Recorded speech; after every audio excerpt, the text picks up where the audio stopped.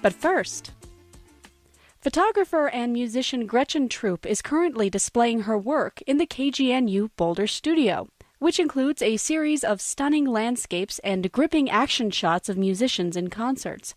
There will be a reception for her work tonight beginning at 5 p.m. Earlier, I had the opportunity to speak with her about her work and her favorite photographs she's taken.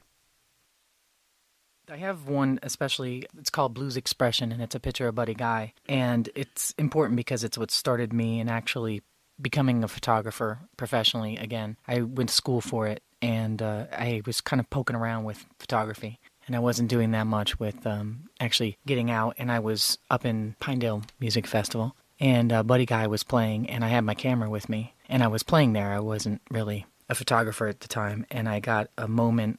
I find musicians that I'm really inspired by, that I really love. The pictures come out so much better. And Buddy Guy, I've been seeing him for so many years. I've been watching him on stage, and I was really close to him. I was right up in front, and the sun was setting, which is my favorite light from landscape. And it was warm. I had a series of them, and finally he just made this expression that was like, to me, one of the quintessential blues expressions. And it's that thing when you take it off the camera and you look at it, and it's just like, wow, oh my God, did I get that? I mean, it's incredible. It's my favorite picture of Buddy. I mean, it sounds arrogant, but it's my favorite picture of Buddy Guy because it's my angle that I wanted to see of Buddy Guy. And that started me becoming a photographer. That one picture right there was like, that's it. I could do this. I could, that was luck. That's the amateur level where you get that one, but it drove me to want to be able to really be able to do that on a regular basis and learn how to do that technically again. So, you were speaking earlier about your kind of photography really resonates when it's photographing a musician that inspires you personally. Mm-hmm. Why do you think that is? Well, I'm a musician, so I've been lifetime, I'm in it for the lifetime, musician. I've been doing this since 1980. I've been a professional musician, and I would say the two things I like the most in the world are the two things that I photograph, which are music and just earth, the beauty of earth coming out and the light. I enjoy doing cities and things like that sometimes, but the two things that really inspire me in life, it's almost my way of giving back to them.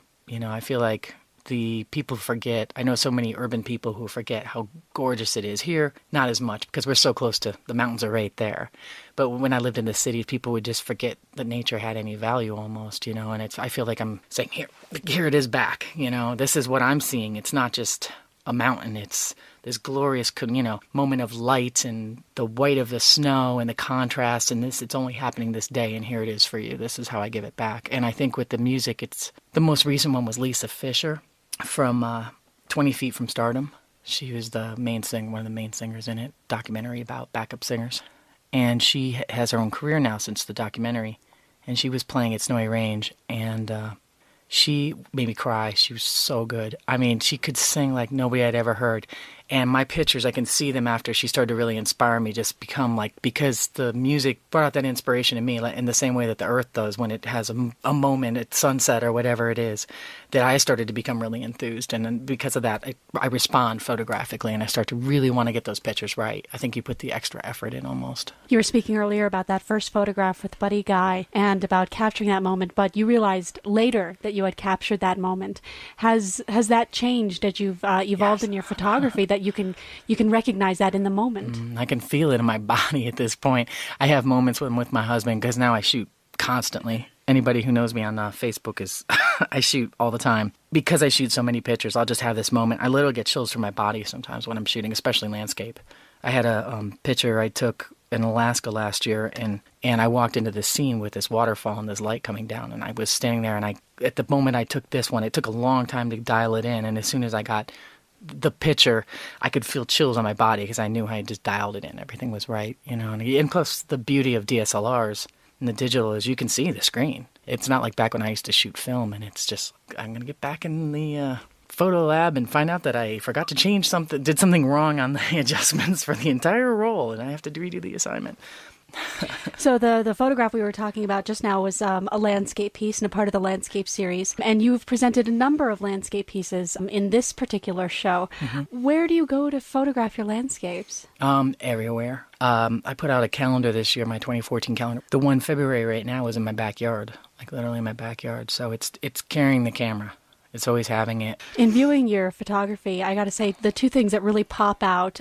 First, we had talked about your choice of cropping, and just everything is very tight, very crisp, and it tells a very telling picture just by the way it's composed. Thank you. Yeah.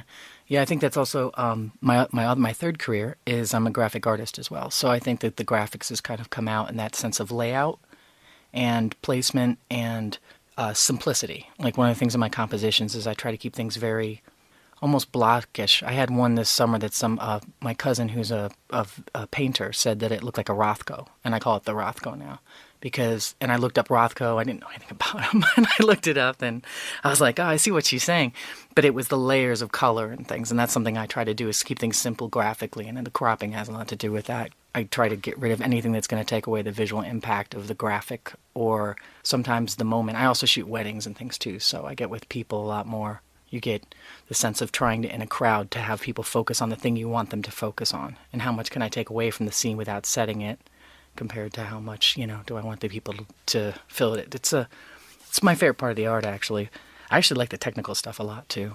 How do you approach the work you do when photographing a music show or a musician differently from when you approach a landscape? Oh, it's totally different. They're the complete opposite. A landscape is me getting cozy and nutty and talking to the place I'm in. I mean, I sit down and I'll talk to the tree. If I'm taking a picture of a tree, I usually keep people away from me when I'm doing it.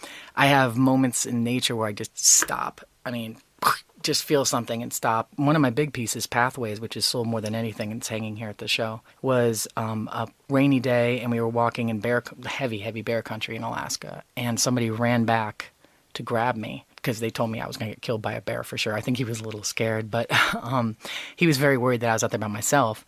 And there was nothing. I said, you need to go forward. And I had to convince him to get out of my picture to take the picture because I knew it was a picture that was going to be something. And so it's more stopping myself and really feeling it and looking at every possible angle of where I am for a landscape photo. And for music, it's just the opposite. It's like jumping on a horse.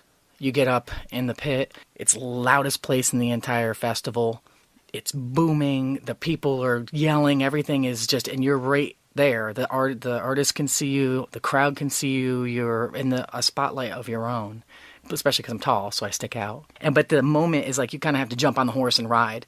You have no idea when someone's going to rush towards you. That's a big thing. I shoot with almost all prime lenses, which means that they're fixed. My favorite is a 105, so it's 105 millimeters all the time. You can't zoom in and out like you can with almost everything. So if somebody runs at me, I have a buddy guy from that same concert, that first concert, and he came right at me, and I have him right in front of me, and it's totally blurry because I just spazzed, So there's a very different component of it. It's whether or not you can react to what the artist is doing. A lot of times I try to frame the artist and get them in the picture and then wait for them to do something in that frame, which I think helps a lot because I think people are very reactionary when they shoot musicians a lot, and they don't tend to spend the time to frame it. And I think my landscape photography brings that aspect in more, where I'm used to sitting and kind of waiting for the right thing to happen. I've sat and waited for light for hours, and things like that, because it's just, I know how good it's going to look, so I'll wait. And you can catch photographer and musician Gretchen Troop tonight at the KGNU Boulder studio as part of a reception to highlight her work.